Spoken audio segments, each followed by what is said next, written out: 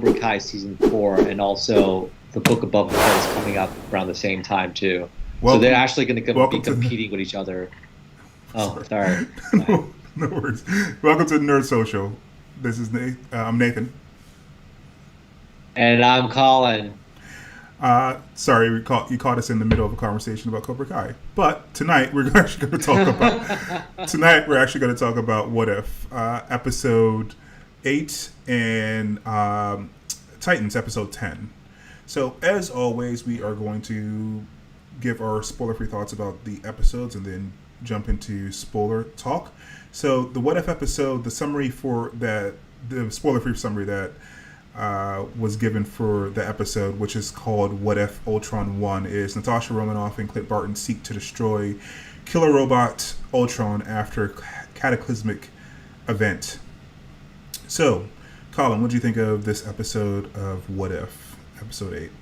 Yeah, this episode was, I would say, is not as kind of up there with the other ones in terms of emotion. Maybe it has to do with the fact that it's Ultron, because Ultron is an emotionless kind of robot, except for kind of trying to commit mass genocide.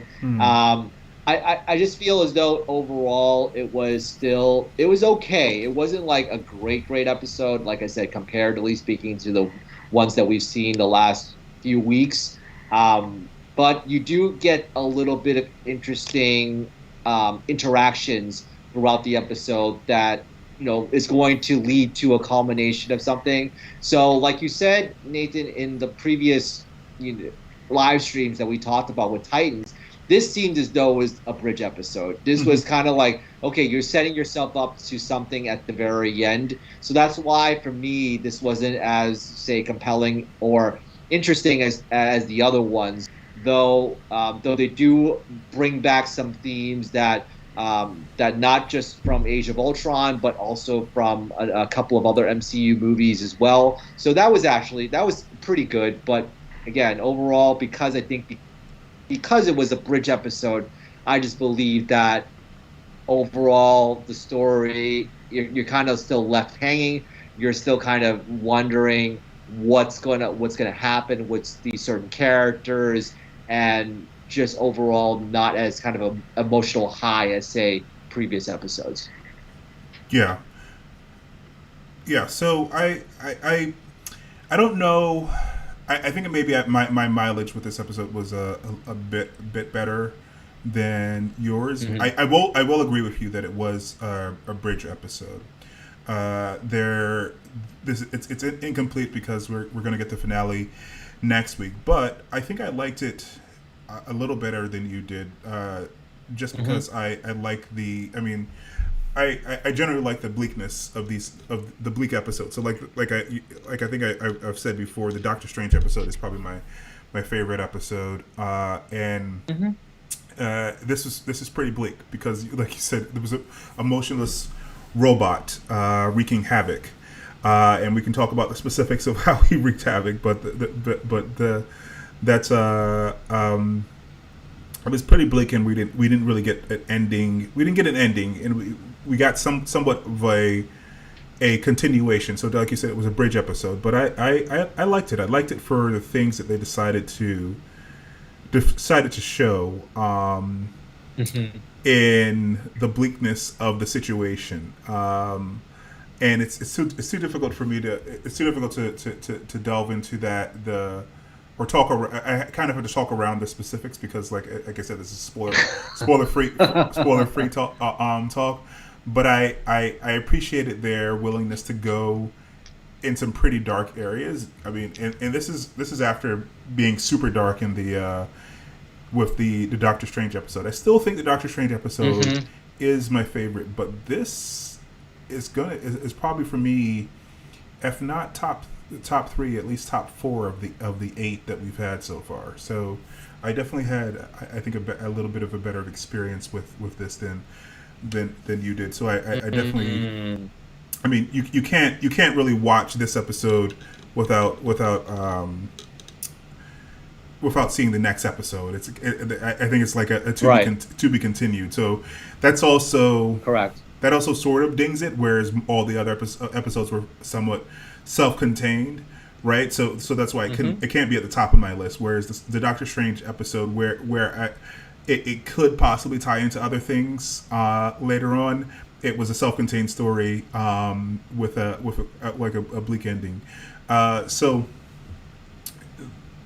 yeah, I enjoyed the episode. But yeah, as you said, it's definitely a bridge episode to our season finale of What If next week. So yeah. All right, so we should jump into spoiler talk. But before we do that, please like and subscribe this if you like this video, and to get more content like this, it really helps the channel out. So we're gonna jump into spoiler talk. Right, awesome. All right, so where do you want to start? Where do you want to jump into specifically? Because like I said, there's specific motifs that they showed in this episode that I really, like I said, the bleak landscapes, the with Natasha and Clint, and some of the stuff that Ultron does. But where do you want to start? I just want to start with where we left off last week in terms of the Infinity Gauntlet, because we had questions and you had theories as to how the heck does Ultron get the Soul Stone, or how the heck does he... I don't think we ever answered the question about jumping through dimensions, though, in this episode. We never got an answer to that. No. And it may be still a plot hole. Yeah. Yeah, we definitely got an answer for how Ultron could have gotten the Soul Stone, even though he doesn't care about anyone, because he just yanked it off of Thanos after. Yeah, which was...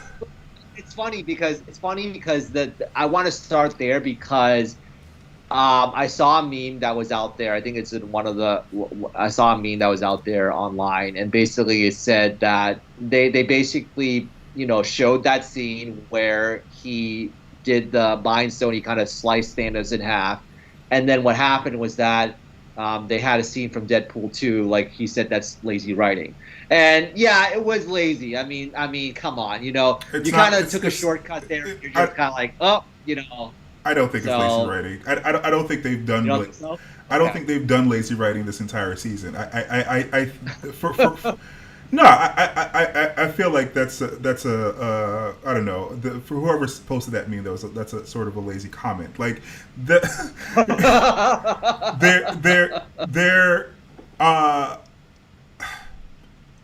Ultron is not Vision. This is not something that would have occurred to Vision. He wouldn't have killed someone just just to take what you call it. But Vision, Ultron is also a computer, just like Vision. So I mean, he has a stone in the middle of his head. He sees someone show up with a bunch of stones. He knows that his stone has a bunch of power. He kills the person immediately to take the stones. Before Thanos can even think about it, because he's against a computer, basically. He just says to us, he just says but I'm sure in that microsecond he was like, this is probably the stones, and they're probably powerful. I'm going to take this from these guys. This guy, he has 5 of them. I only have 1 of them. He's probably very powerful. I'm gonna kill him. All that was probably done in a microsecond, or less than a second. That is true, because he's Ultron, right? But it's interesting, though. Also, I think that I saw another thing that said that online, that said that I don't know if Vision used the Mind Stone against Thanos in Infinity War, and I think it probably because he does. He used the Mind Stone in a different way. He does. Is that why that he sliced him in half? He's able to slice it. Ultron was able to slice him in half. Ultron slices him in half before Thanos even reacts, even before he can even think about reacting, even think about using the other stones to protect himself. So we've seen him we've seen Vision use a Mind Stone, I think 3 times. We've seen Vision use a Mind Stone in Age of Ultron to kill Ultron. We've seen him. We saw him use the Mind Stone to blast Rhodey out of the sky accidentally when he was distracted by Wanda. And then we saw him shoot Thanos. But at that point, Thanos was already in battle mode. He was fighting Wanda at first. and he pushed back Wanda using the Infinity Stones, and then when he got to Vision tried to use the Mind Stone, but he was already in battle mode, and he was already using the stones to protect himself. So okay, whereas he just popped out.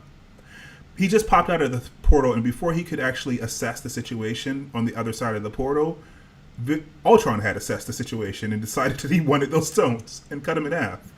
I see. So that didn't seem implausible to me. It just we were working with two different beings. Ultron is not Vision, even though they had the same powers. They what they're inclined to do. What they're inclined to do isn't the same, because Vision is ultimately benevolent, and Ultron is not. So. Yeah, and it also kind of threw me off a little bit because again, this is, if we remember from Age of Ultron, he wanted Vision's body. I mean, as that was his upgrade to like the perfect being, right? And then he actually did that. Mm-hmm. So it's like now you're in,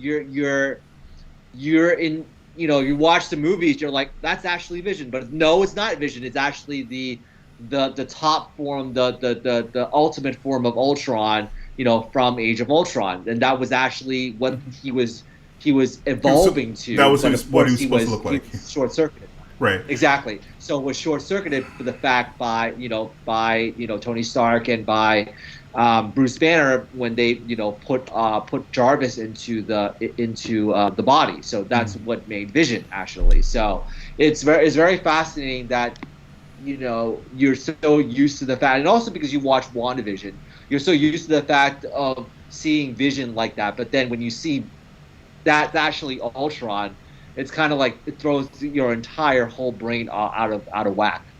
Yeah, I think that they made a couple decisions in when they conceived of this idea so it wasn't confusing or jarring to people who are attached to Vision. They had Ultron get the body that he was pretending to get, which is Vision's body. Which, I mean, it wasn't Vision's body; it was Ultron's body, and then they stole it and they made Vision. It was it's sort of the same thing. If I remember correctly, that's sort of the same thing in the comics as well. I mean, I think Vision's body was created by Ultron in the comics also. So yes, they immediately or almost immediately jump to, because the beginning of this episode starts with Natasha and Clint evading the Ultron bots, right? And you only really see Vision in. Sorry, you only see. This is why they did this. You only see Ultron in the upgraded body, looking like Vision very briefly. And then Thanos shows up, and then he gets the Infinity Stones. Then they have this helmet over his face, so that looks almost like Ultron. So you don't get kind of weirded out by seeing Vision's body do all these evil things. So they put Ultron in this armor to kind of obscure the fact that he has a Vision body underneath of it. And I think that was a smart idea because I think without that you're saying why your mind is kind of going to, right? Your mind has to keep telling you that, oh, that's not Vision, that's Ultron, that's not Vision, that's Ultron. But yeah, right. So yeah, that makes sense. That does make sense. So I appreciate that they did that. I mean, his outfit is a little. I mean, it's fine. I do have a nitpick, and it's not even really a. I mean, someone said the thing was lazy writing. There's not, like I said, I don't think it was lazy writing, but I do. There's a little of a nitpick in that Vision decided to wear a cape because he saw Thor wear a cape. I mean, I don't know. We're saying Ultron just saw Thor wearing a cape and decided to wear a cape as well because he had a cape when he was in the Vision body, and also when he was like ultimate Ultron as well. He wore a cape. There was no reason for him to have a cape, but whatever. And also I have no idea what the thing is in his. He has like a double lance. I don't know what the double lance is about. He doesn't really need a weapon. He is a weapon. He could probably shoot energy beams from any one of those gems now that he has them in his body. But besides that, I like the overall design of Ultimate Ultimate Ultron. Although I guess it's Ultimate Ultron because I guess in the Vision body he was already Ultimate. Now he's like Infinity Ultimate Ultron. Right. Yeah. Right. So yeah. So yeah, yeah. Go ahead. No, I was gonna say what I mostly liked about this episode. I mean, I like the the Ultron Watcher fight. That was awesome. But I also like the Clint. I also like the Clint Natasha back and forth. And Lake Bell is actually doing a pretty good job as Natasha. She's less noticeably not Scarlett Johansson in this episode than she was in the previous episode. She did right. And of course, we got Jeremy Renner came back to play Clint Barton. We also got Toby Jones came back to play the voice of Arnim Zola, and Ross Marquand. He's the guy who played. He's the guy who played Red Skull in the Endgame and also Infinity Wars. Because that sounds familiar. Okay, yeah. Now I know. Yeah, so he's doing a. It's not a perfect James Spader, but it's passable as Ultron. So yeah, he played Ultron in this episode. But yeah, the back and forth between Clint and Natasha, and I mean, I don't know if they're the only people on Earth, but they're the only Avengers left on Earth, because we see in an earlier scene that Ultron, just before the nuclear strike against the entire world, he kills Cap and Tony and all the other Avengers. So Natasha and Clint are up in a Quinjet about to take out a satellite, right? And that doesn't work out. So they're the only Avengers left because all the other Avengers are gone. Most people on the planet are dead, and they're searching for a way to stop him, which is and Clint is like hanging on by a thread. So I appreciate it like that. This is as bleak and dystopian as they've gotten, except for, like I said, the Doctor Strange episode where he pretty much destroyed it. he did destroy the universe. And this one, the universe isn't gone yet. By the end of the episode, the world is nearly gone. And yeah, you visit a couple places that we haven't seen before. Some archive in Russia, which brings us back to the research facility that we saw in Civil War, that Zemo brings them to. And I guess either in the regular MC universe or just in this universe, Arnim Zola, there's a copy of Arnim Zola here, in addition to Camp Lehigh where he was destroyed. So that's interesting. Right. That's interesting. That's an interesting implication for the mainline MCU. If there's a copy of Zola at that facility, because the facility wasn't destroyed in Civil War, it's still there. I know Zemo killed all the super soldiers. I mean, unless Zemo killed all the research as well, it's possible he killed all the research and destroyed other computers. So who knows? Maybe Arnim Zola is dead in the main MCU universe also. What did you make of their plan to replace one AI with, well, not even really an AI, a uploaded brain? He wasn't really an AI. I think he uploaded his brain in like the 70s. Right. I found that very interesting that they went back to that, in that, they use another kind of computer programmer, algorithm writer, that kind of helps you to explain how much of a brilliant scientist Arnim Zola was, even though he was from the mid part of the 20th century. He still may be able to stop Ultron. And going back to that scene in Siberia with all the boxes and stuff, they did make a reference to Indiana Jones. It did remind me of that. I think that the dystopian nature, it just, you've seen those movies before. If you're into science fiction, you've seen Terminator 2, you've seen Days of Future Past, Days of Days of Future Past from the X-Men. So Yeah. you've seen many of those type of dystopian futures already. So and then so you've seen that, but they did have the take on it. It's in Siberia in a kind of like a warehouse full of files and stuff like that. You have to go thousands and thousands of files, and it was just a very interesting interchange where the Watcher he actually wanted to do something, but he couldn't. He's like, I can't do it, and you're like, oh, you're so close, you're so close, you can't do it, and he can't intervene, and he's like so steadfast in his rule, he's so steadfast in that and then he's like, he almost said, oh man, and then you almost felt as though he was going to do something at that point. Yeah, it seemed like he gave up. Yeah, but he didn't even do it. He just let Black Widow do it. It was very interesting. That tension right there was very fascinating. I don't know. I feel like the way that they wrote it, they wanted you to feel a certain sort of ambiguity about whether or not if Natasha didn't find it, whether or not he would have pushed over the box or something like that. Because he seemed desperate, right? And yeah, he did. He did. He seemed desperate. More desperate than most of the other episodes. Yes. Yeah, because he was more desperate because Ultron earlier in the episode noticed his presence, and he didn't really care about people noticing his presence in the past, but Ultron became very dangerous because he noticed his presence, and also it seems like he could get to him, and he was worried about the possibility that he could get to him, even though he didn't know whether or not he could. So yeah, he was desperate because he knew that this could.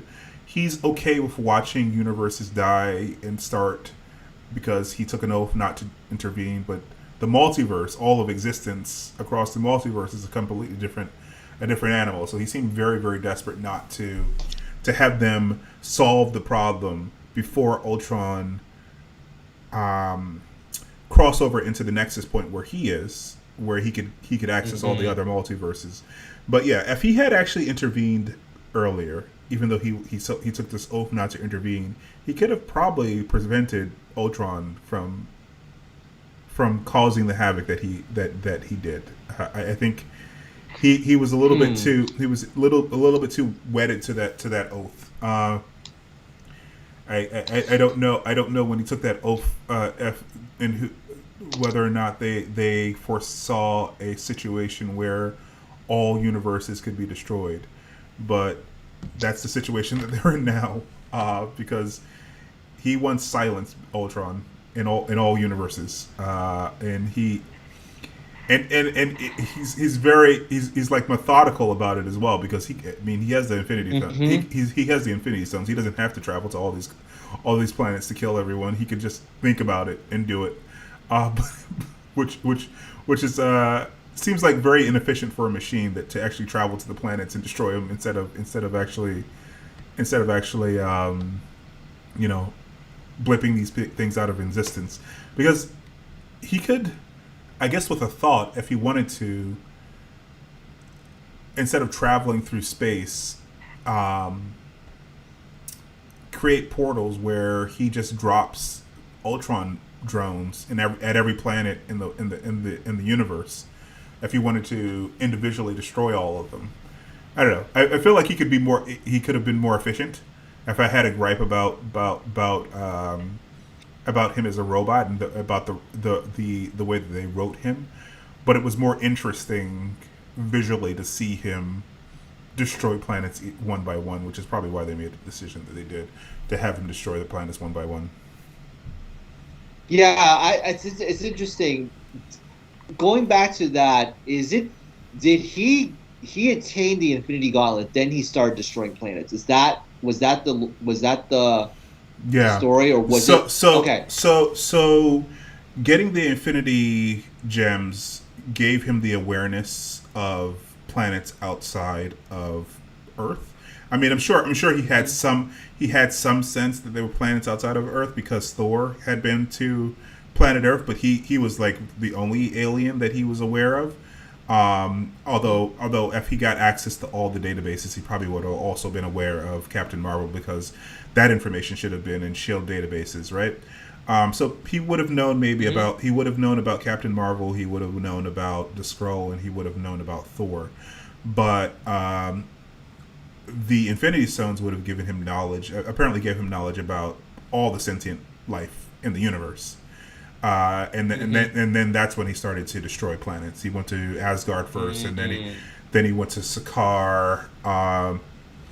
Wait, I don't know the order, but he did go to Asgard first. He went to Sakaar to destroy the Grandmaster's planet. Then he went to Ego. He destroyed him. He went to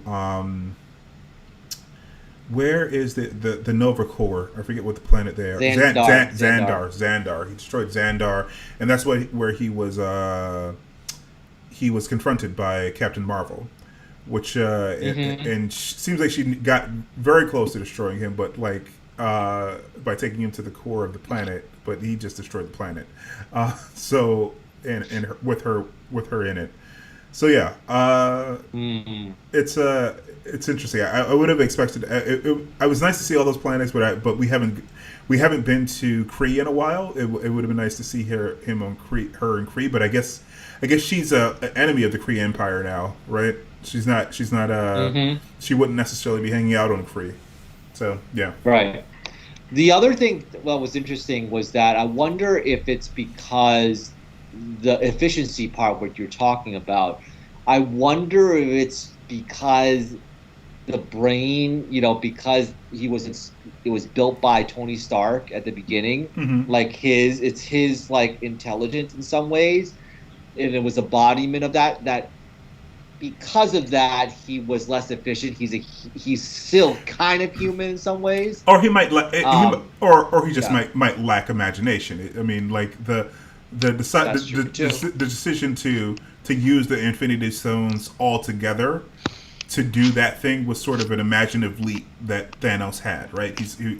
Something he had been thinking about for probably decades, right? Or not even decades, because he's a longer lived being than humans, right? He's been thinking about this for hundreds of years, right? So he's thought this through, and he thought, okay, if I use the Reality Stone with the Soul Stone and whatever, all of them together, I can actually make everyone disappear, or I can snap half of existence out of half of people out of reality, and because he's a machine, maybe just didn't have that imagination to think about that. And it's not like he asked what Thanos' plan was. He just shot him in half. So he didn't really want him to react to him or even think about reacting to him. So yeah. So maybe it's that. Maybe he just lacked the imagination because he's a machine. Interesting. Of how to use the stones. Collaboratively, because it seems like he's using them one at a time. Like he creates time portals and space portals with the space stone. I haven't seen him turn back time with them, but he has used the power stone for like energy blast and things like that. He's just using them one at a time. He's not using them in conjunction with each other. So yeah. Yeah, and again, I think that the whole dimension thing, it still bothers me, like what you said last week about it. It still bothers me that it may be an inconsistency, but maybe they will address it later. I'm not sure. They might address it later, because there was a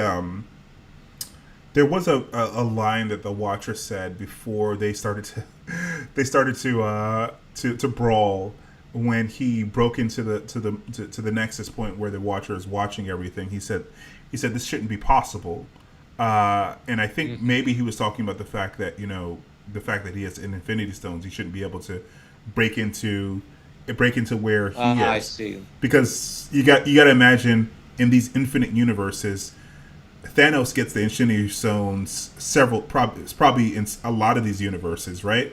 And he's not been able to cross over to other universes, and he's probably not the only person in history who's gotten all the Infinity Stones at once, right? So the fact that someone collects all the Infinity Stones shouldn't give them the power to break into other universes. So that's why he was like, this shouldn't be able to happen. But whereas he might lack where he lacks imagination he makes up for it in like higher cognitive ability. So maybe he's just this like hyper aware because of the Infinity Stones, or hyper tuned into them because of the Infinity Stones, and a regular human or a regular carbon based life form who had all the Infinity Stones wouldn't be. I don't know. Yeah.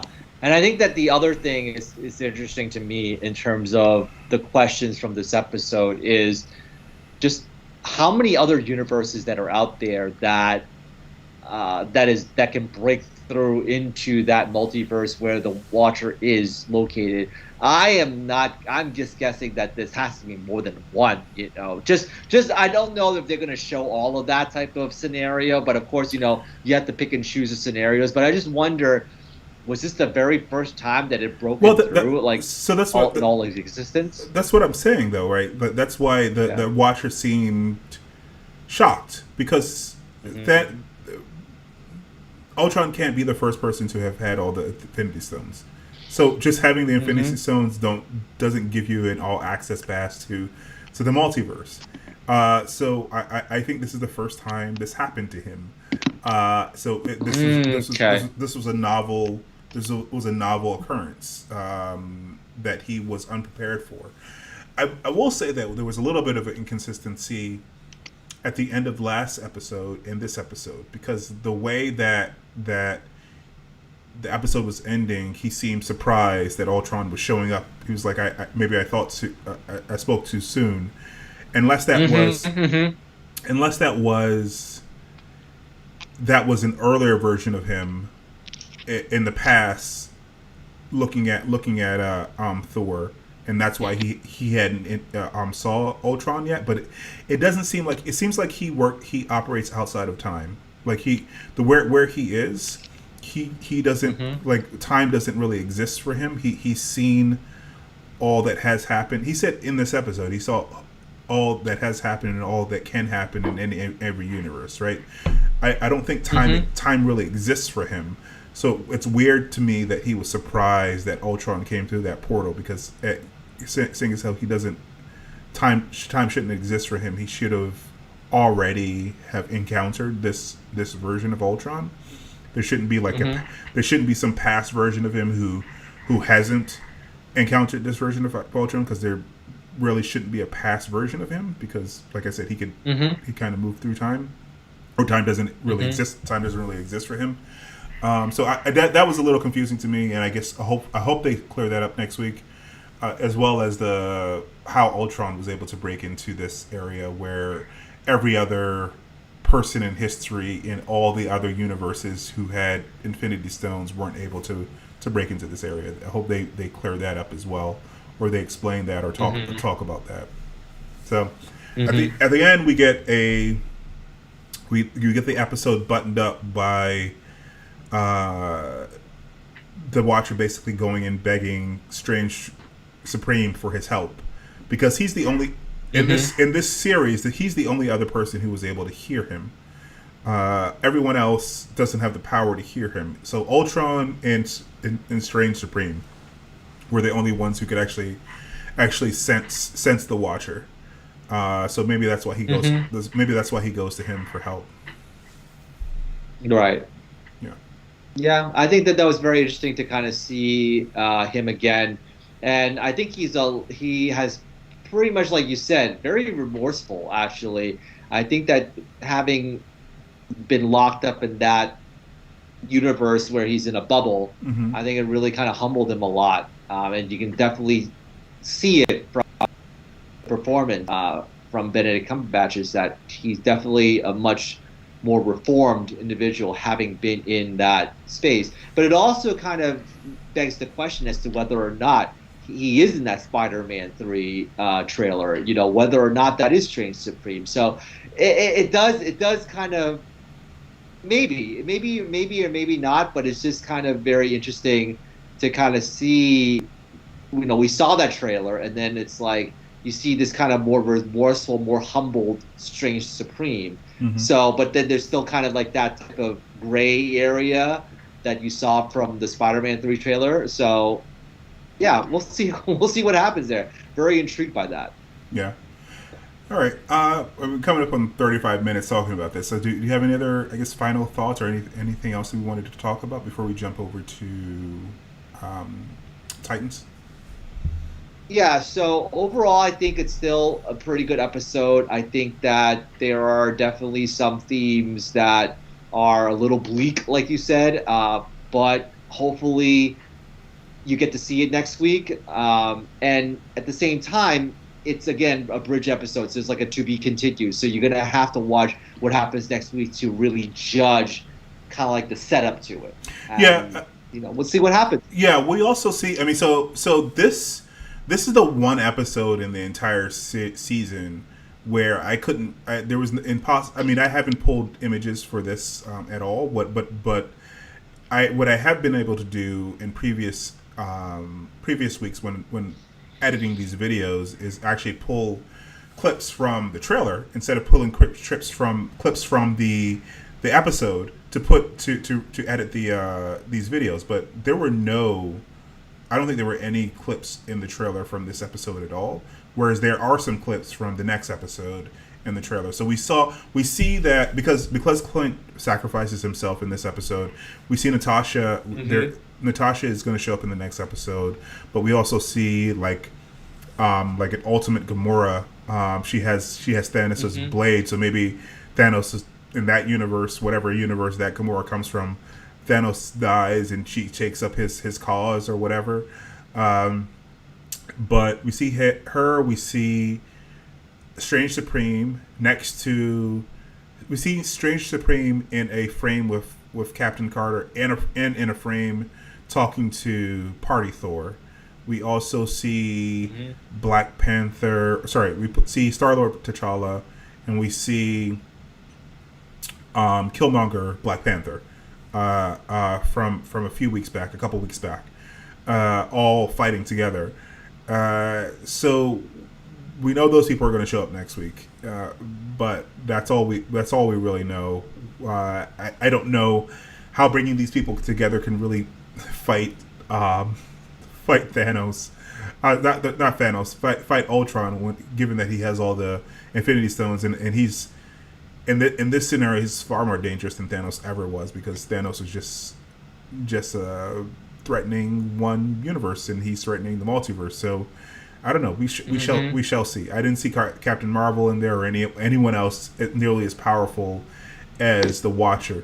The fight with the Watcher was also pretty cool. Like I said, them fighting, crashing through different dimensions, and crashing into different universes as they were fighting. Even though Ultron had the full power of all the Infinity Stones, the Watcher kind of held his own for a lot of that fight until the end when he was like punching him, and each punch was punching him into another universe. So yeah, we shall see. I guess with the Watcher on their side, whoever this team that he puts together, will be able to be. I don't know. We'll see how they're able to pull this off, if they pull this off. Remember, they were supposed to be 10 episodes this season. They stopped at 9.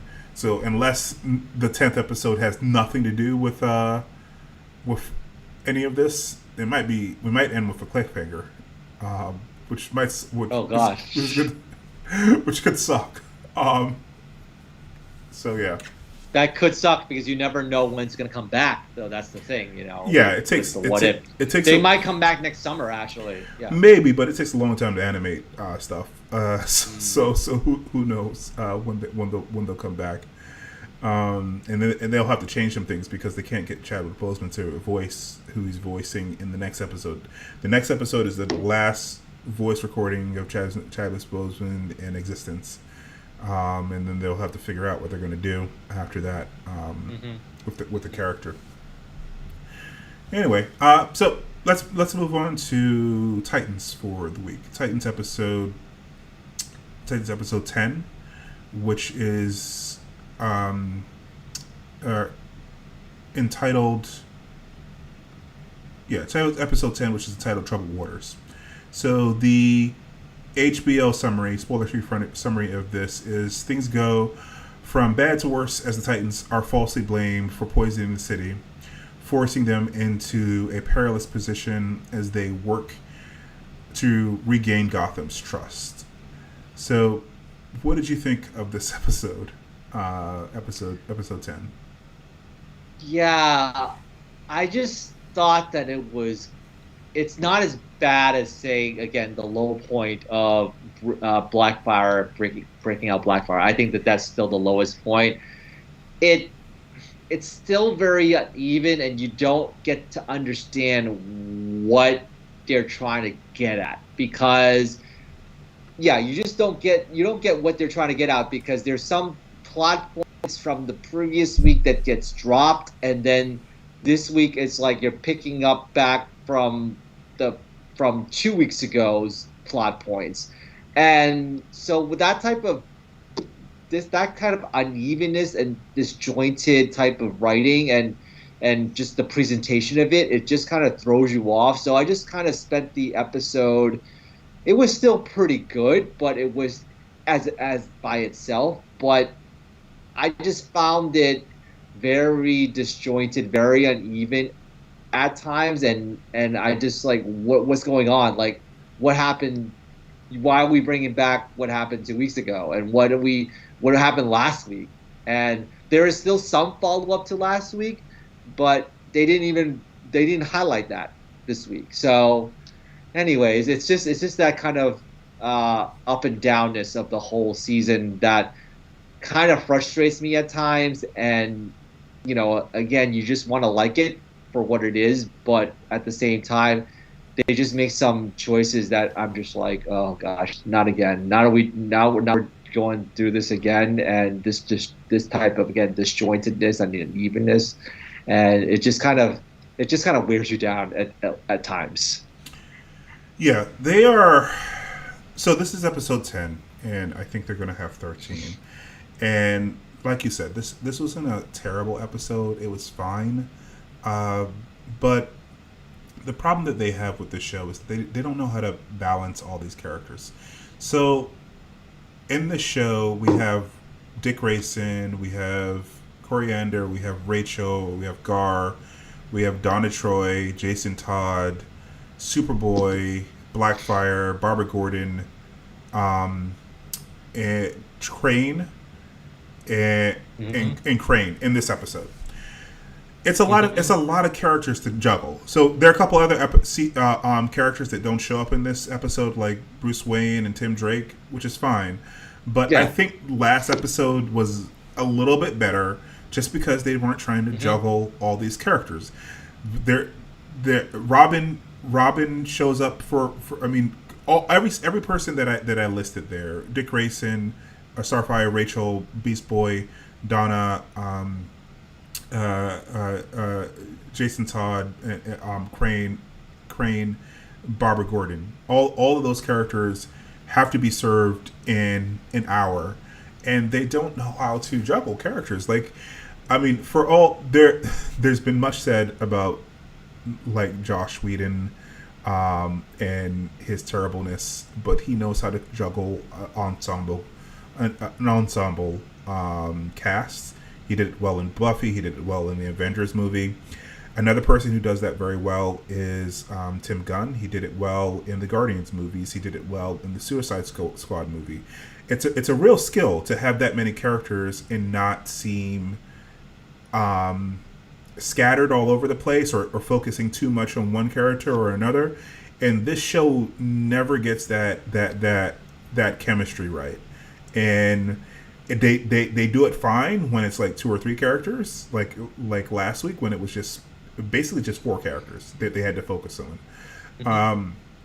But when you get into like almost double digits of characters, like the show did this week, it just seems so muddled and all over the place. And it's another bridge episode, sort of, to get us to the next thing, but it's not really good storytelling. I mean, the individual episodes aren't very compelling or pleasant to watch, because you're always waiting for them to be better or explain this or that, because there's so many questions leading out the end of the episode, and you shouldn't have that many questions. I mean, it's a series, right? So you expect some questions to be answered, but it seems so muddled and uneven and unfinished at the end of every episode, and certain things should be tied up at the end of the episode, even in a series. But they don't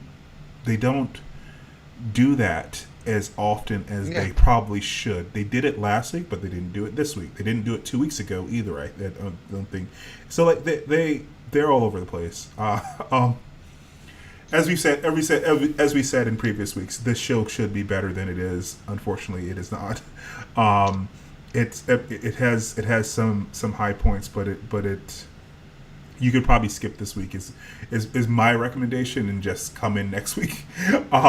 I don't think anything happens this week that is particularly interesting or compelling or anything that I can really point to in the direction or the action.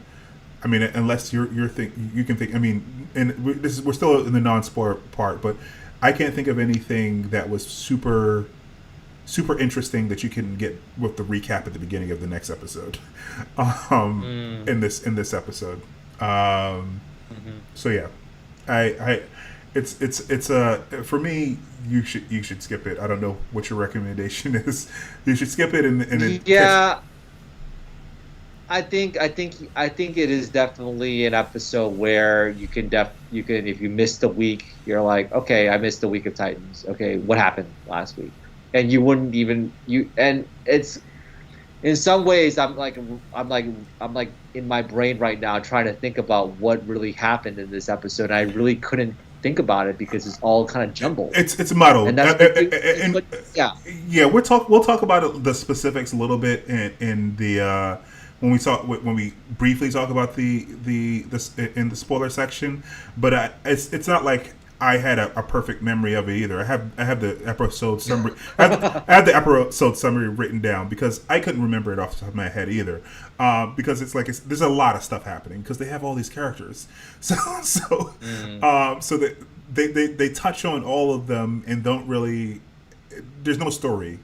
There's no real story to any of these characters. You kind of touch on them because they're part of the ongoing story. But there's nothing that actually happens that is like a beginning and middle end in the episode for any of these characters. They're all continuations from previous episodes and continuing into the next episode. So it's it's like I said. I think if you want to, you could skip this and just get the recap at the beginning of the next episode.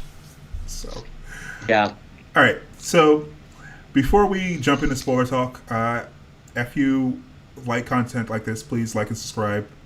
It really helps out the channel, and we can jump into spoiler talk. All right, so spoiler talk alert. All right, so like I said, I have an actual episode summary here. So there are a couple things that happen. Gar reconnects with Rachel after the previous episode. So that's the only part in the show where we actually see actually see Rachel. They have this whole subplot with Donna testing whether or not she didn't come back. I don't know, like a zombie or something like that. I didn't really understand what her issue was. I forget what her name is off the top. Lydia's issue. Like, she wanted to make sure that she came back okay, and so she puts her through these trials. So like at the same time with the main, I guess the main plot of this episode is like Crane. What we got in the summary. So the HBO summary says that the Titans are falsely blamed for poisoning the city, right? So Crane manipulates Gotham citizens into believing that Dick and the Titans unleashed a toxin into the water. Now, they did, but he kind of manipulated them into it. So they are partially to blame for doing this. They kind of blundered into a situation that they weren't prepared for, and he manipulated them into poisoning everyone. I actually watched this episode with my wife, and the must have been brutal. Must have been brutal for the both of you. Seriously. She doesn't really watch the show, but this scene specifically where he doctors this video, and then he has this this propaganda piece for like Red Hood. So this scene happens just before we find out that the water is contaminated, and that there's 6 million people in the city. And I was just talking back and forth with my wife, and it was like, this video is so cheesy. But you know what? With 6 million people, you know, just because of how the pandemic has worked out here in the U.S., you know that enough people will believe this, that it'll become havoc in the city. Yes. Yeah, enough people. Even the production, even though this video is cheesy, and even when the characters in the show said, "Who would believe this?" Enough people. If you have 6 million people, too many people will believe it. It is going to cause a problem. So that was actually believable. Yes, it will. That was actually believable to me, that like people were against them, and they believed that they were, I don't know, villains, and they would poison them or whatever, because people will believe anything. But that was the only thing that this episode focused on. It would have been a better episode, but it also tried to focus on Donna's trials out in the forest that didn't make no sense before she was led into the city, and it also tried to focus on they try to button up at the end of the episode Rachel meeting Gar. That was a small scene, but it was there. And then they also put at the end of the episode Crane taking over Wayne Manor with Jason. That makes no sense. After manipulating the Titans into giving up themselves to put the police, and also that doesn't go well because Jason pays off the police officers who antagonize the Titans. And also, I keep saying "and also" because this is how the episode feels. Like they do this, and then they do this, and then they do this, and they add another thing, and then Barbara shoots one of the officers, and because she shot one of the officers, she's no longer commissioner. So this just things stack on top. They just kind of threw everything in the kitchen sink at this episode, and as we said in the spoiler-free section, it just comes out muddled in almost not unwatchable. Like I said, there were worse episodes than this, but it was just unsatisfying. It was unsatisfying. I think by the end. So, yeah. I think you're right in terms of if they would have focused on, and they probably it fell in their laps because of what's happening in real life these days, about the propaganda, about misinformation. Mm-hmm. If they focused on that and it would be a very good kind of like character study, and also a good kind of like rip from the headlines type of thing. But they didn't focus on that, and it's so bad because they didn't focus on that. And I think that if they made that as just the main story and just did away with the Donna Troy rite of passage and did away with in certain things. I mean, if they wanted to tack on at the very end that their trophy for the misinformation campaign was taking over Wayne Manor, okay, I can probably accept that to a certain degree, but I think that there was a lot of filler that was there that was totally unnecessary. And then, like you said in the beginning, in the long story part, they didn't even mention, like, you didn't know what happened to Bruce because, well, actually, in the last episode, Donna saved Bruce. Yeah. What happened to Bruce? We don't know what happened to Bruce. Like, where's Batman then? Is Batman going up here or not? And I know she has superpowers, but he has a jet. So what happened to him? Why is he not? Yeah. I mean, yeah. Why is he sidelined? I don't get that. And you know, Tim. Okay, yes, he's revised. You know, you might get away with the fact that he's probably still in the hospital recovering, but no follow up to like what happened with Tim. No follow up whatsoever. Like, you just need a couple. Like, if you took out some of the Donna Troy stuff and just put in like maybe like a 5-minute scene with, okay, Tim is recovering. Tim is still there. Okay, we still know Tim is alive. great. You didn't really. That would have been awesome. You didn't really have to. It's just so weird. Yeah, I would have been upset if they didn't deal with Donna Troy in this episode, but they didn't have to have a subplot with her. So like just like it was weird that they didn't deal with Tim and Bruce because they showed up in the previous episodes. It would have been weird if they didn't deal with Donna Troy. She didn't need a separate subplot though. She could have just gotten into the city the way she could have just gotten into the city the way that she got into the city at the end. She's like, they wouldn't let her in because they locked off the city because of the water issue. But she has superpowers, so she just pushed past the guys, and then she could have just been in the mix, right? That's true.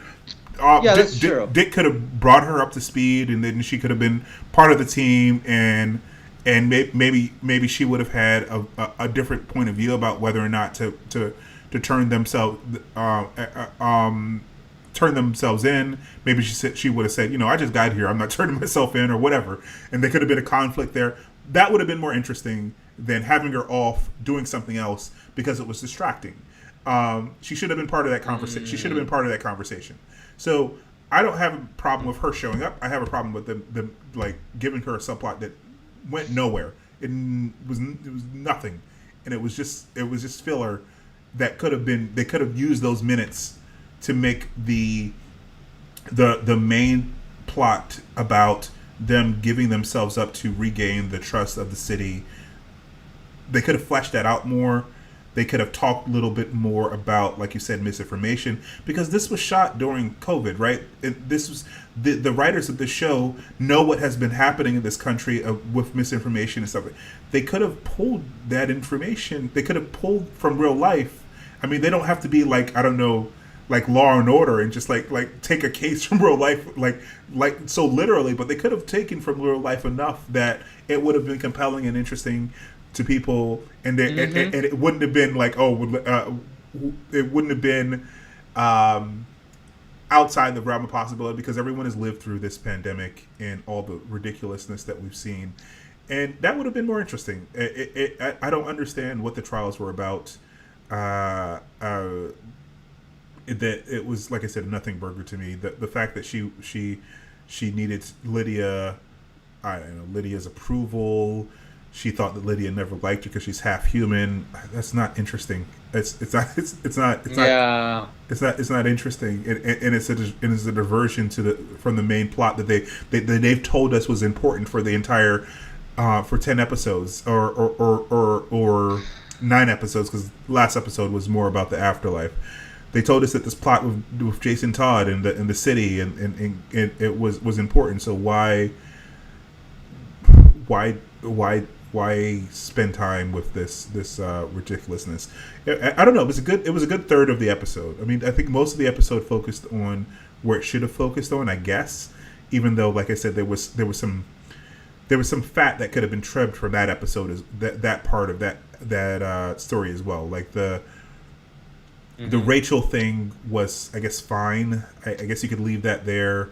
The back and forth between Jason and Crane made no sense. Like Jason was like, you screwed it up, they were going to take me back, and then Crane was like, you're forgiven, and then Jason is already back to like being bad again. He was like, he's not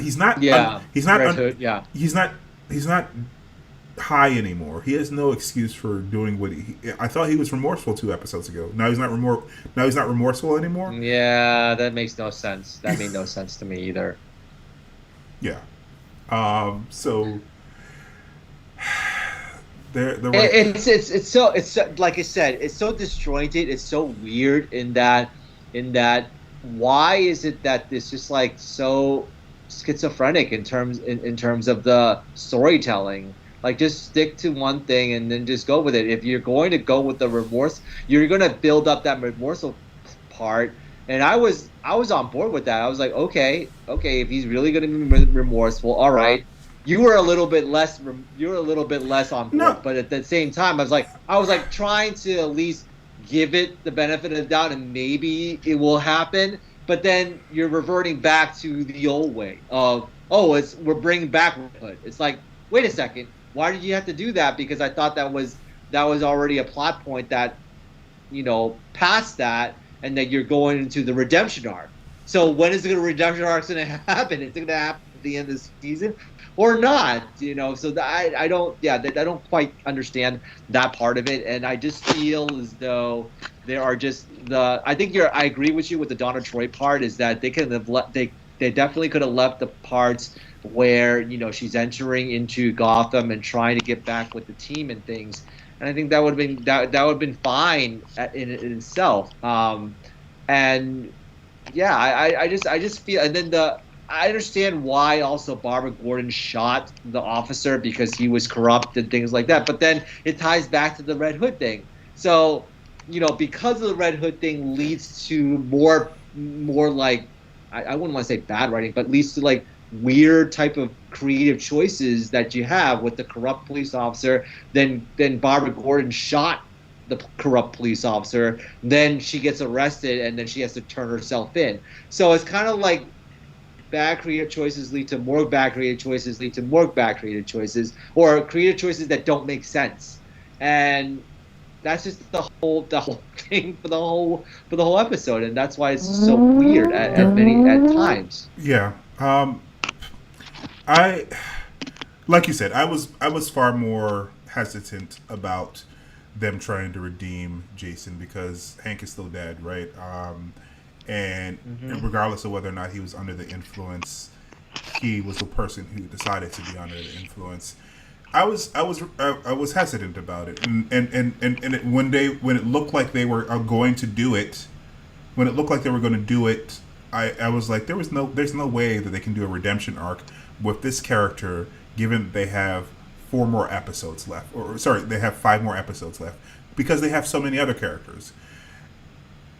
But they started to do it, and like you said, they decided to go back. So now they don't have 5 episodes. Now they don't have 5 episodes to redeem this character.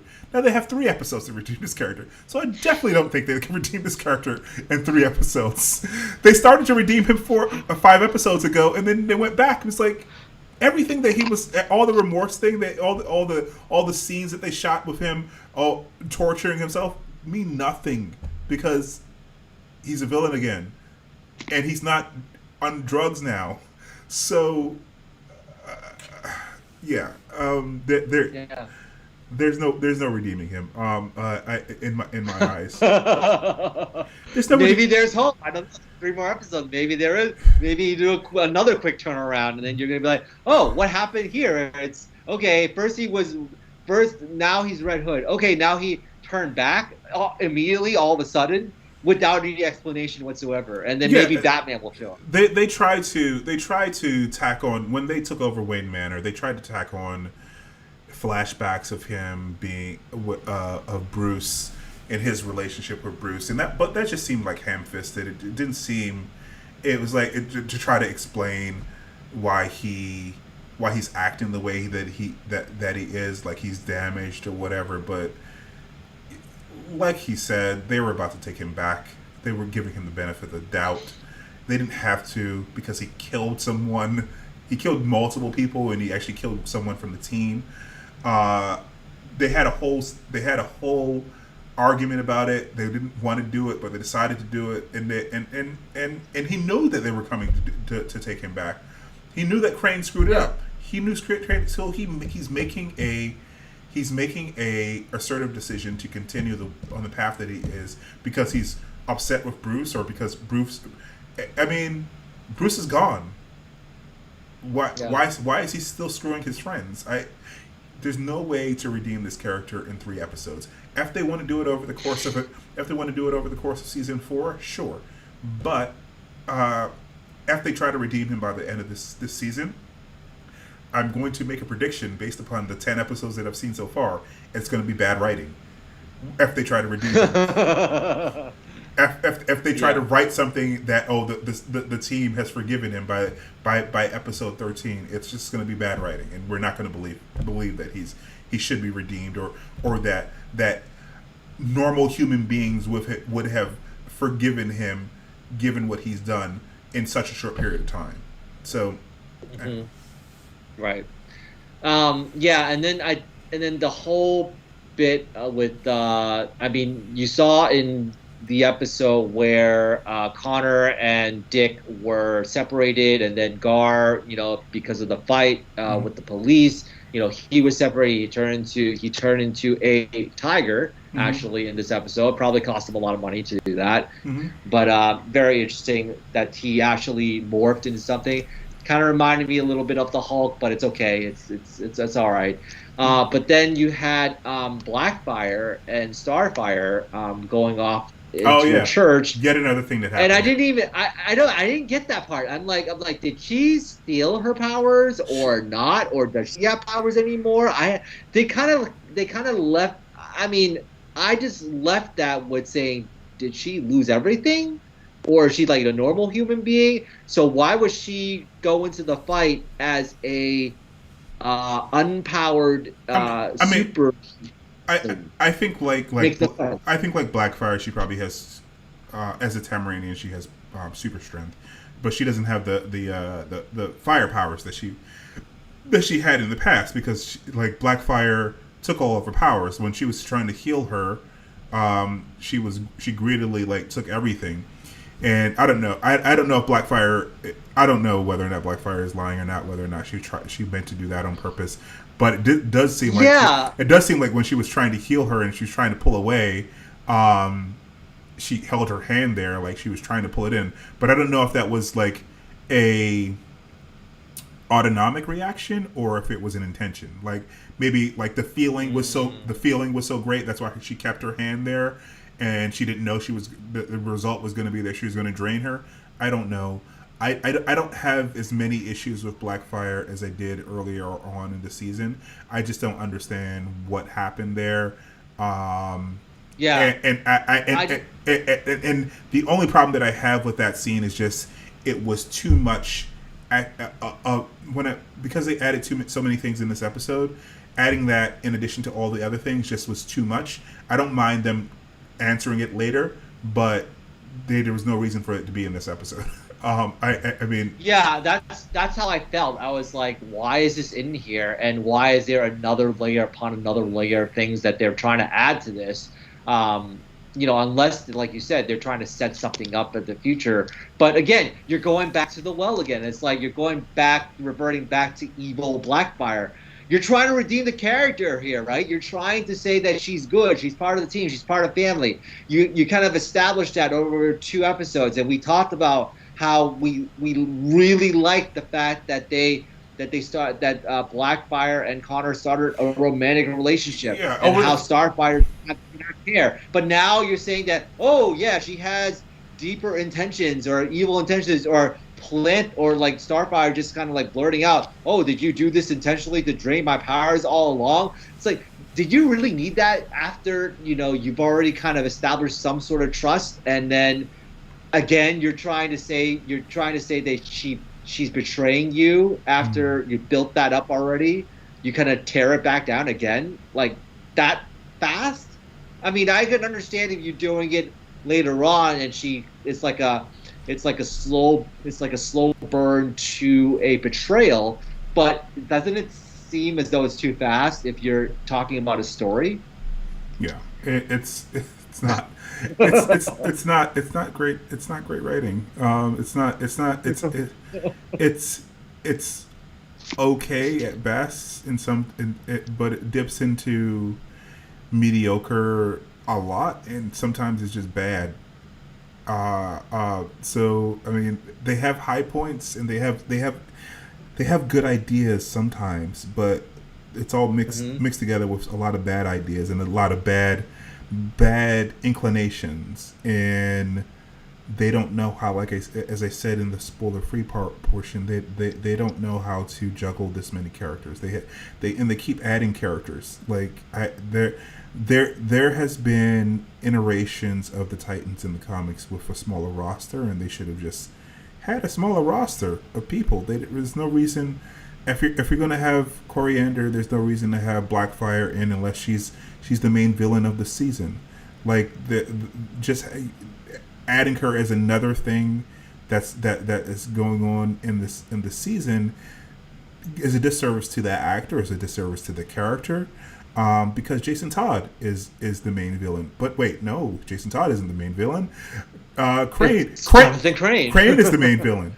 And for some reason, Lady, whatever her name is, showed up in one episode. Lady Vic. Vic totally disappeared. You don't know where she went. Where'd she go? I don't know. I don't know what story they're trying to tell. They don't. And I think it's partly because they don't know what story they're trying to tell.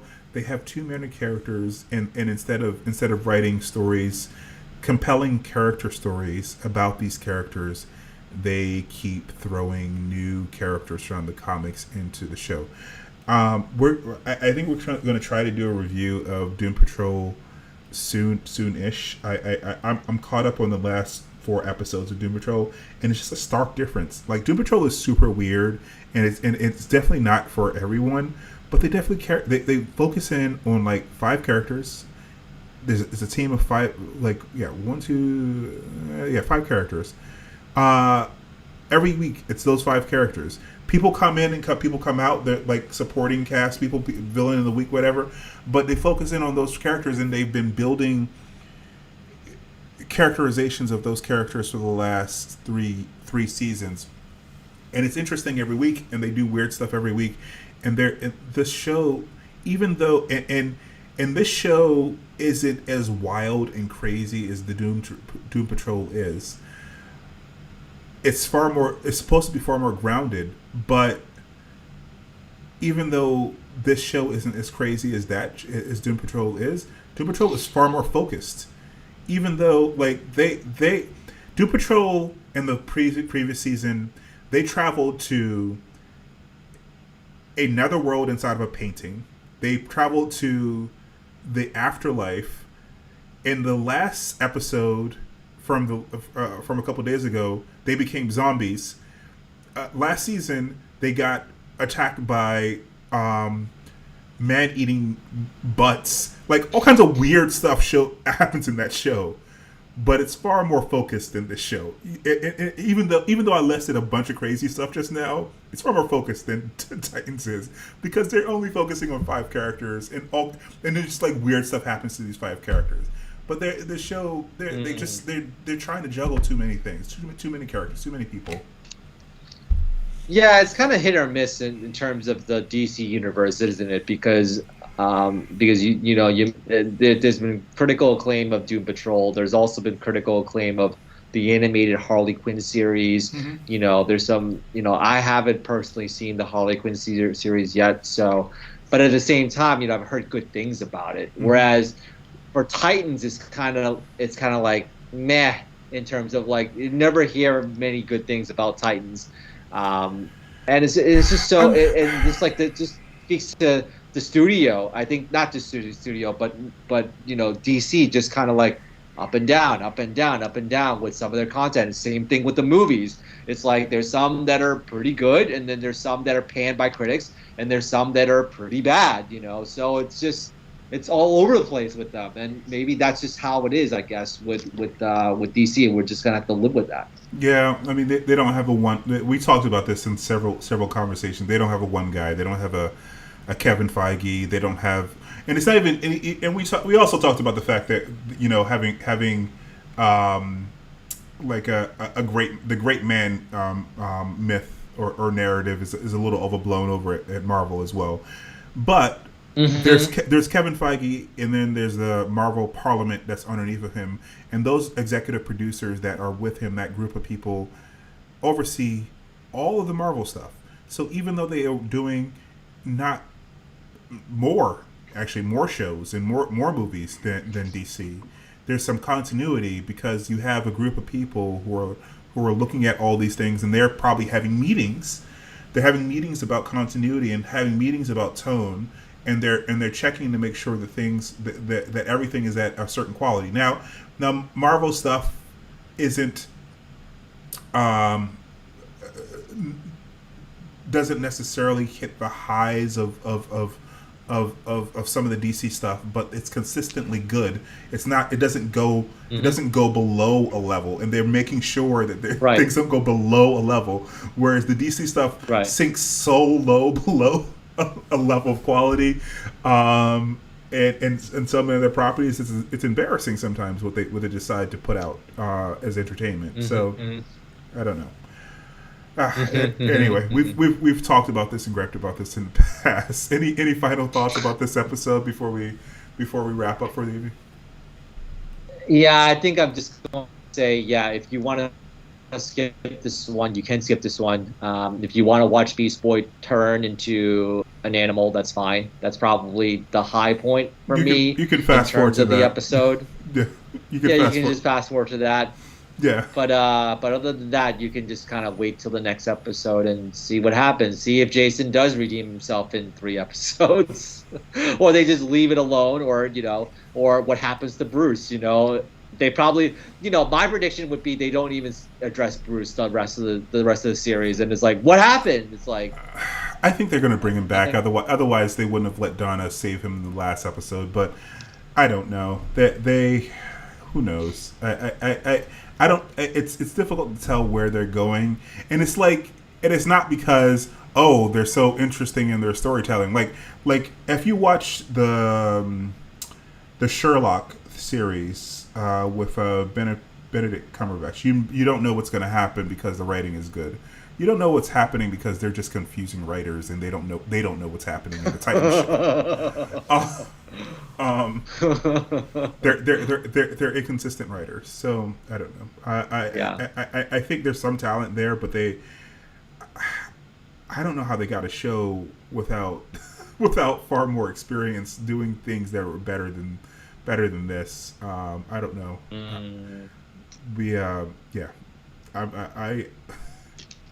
I have nothing else to say besides that, because, like I said, I'm not a writer. You're kind of like tired out. You're kind of like worn out, burnt out. You're like, oh, enough of this type of stuff. I'll still watch it, whatever, to complete it. But I'm just giving up on this show.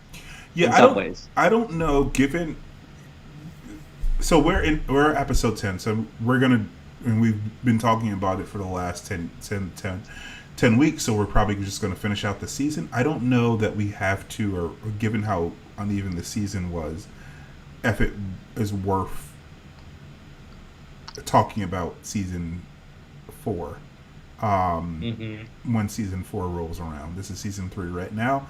After giving us a 4th season, I don't know if it's worth it. I mean, you can't reward mediocrity with more attention. We'll see how it ends.